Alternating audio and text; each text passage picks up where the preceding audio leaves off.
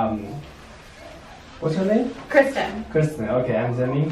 And so my first question is, how many homeless animals are already here?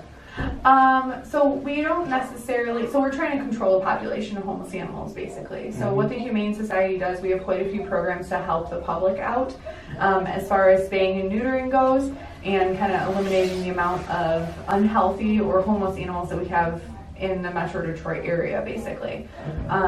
So we have a couple of programs that we use for that. We do have spay and neuter certificates that we help the public out with. And we also have a pet pantry program that we help them out with food and necessary supplies to keep animals in their homes and healthy. Okay, the second question is, why do they have much more dogs than cats? We don't necessarily have more dogs than cats as far as an organization-wide thing goes. Our housing structure here, we do have more housing for dogs than we do for cats.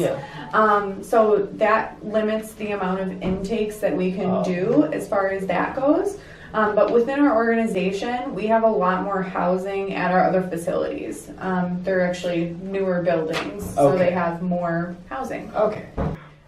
The third question is, what's the way shelter make money? So we are a nonprofit organization for Michigan Humane Society. So we make all of our income off of donations from the public and from our adoption fees.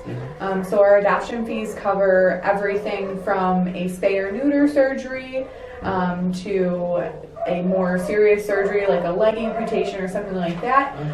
But basically our adoption fees are covering a lot of the medical needs for the animals. Okay. Yep. Alright. And the fourth question is, what's the rate of adopt successful? Yeah, we actually are. We have a very, very high adoption rate at all of our facilities. So once an animal goes up for adoption, like I said before, that they stay up for adoption until they find the right home, basically. So we can transfer our animals from building to building, kind of thing, to get a more draw of a different type of crowd. But they do stay up for adoption as long as it takes. Okay. So last question is, in these years, are there more or less homeless animals? It varies. So, like I said, we're trying to help out the public and even reaching out to different shelters and organizations to eliminate the amount of homeless animals. That's the whole reason why we're here, kind of thing. We're working to get more animals spayed or neutered, so that we're not having as much breeding and that sort of thing. And we're working to make the animal population healthier as a whole for our community. Okay, so, sorry, this is the additional question. No, that's okay. Okay, so,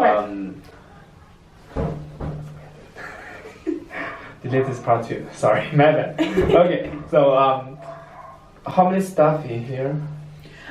So on the shelter side, so in our building, within our building, we have a shelter department, which has all of our adoptable animals. We also have a veterinary clinic on the opposite side. So for the shelter, we have about 30 employees that work in the building here full time. At the same time? Okay. Yeah.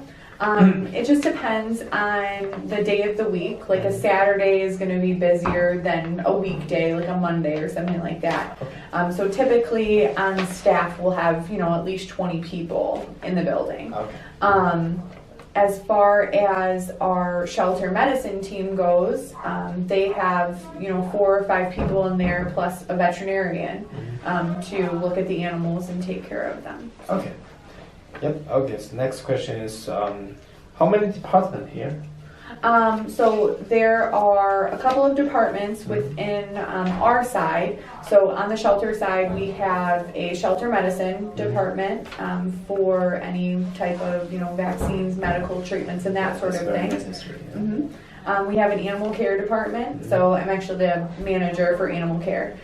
So I work very closely with our team members that take care of the animals day in and day out, sort of thing. And we also have our customer service department. So that's dealing mainly with our adoptions and our intakes as well. So when we're taking in animals over the counter. Okay.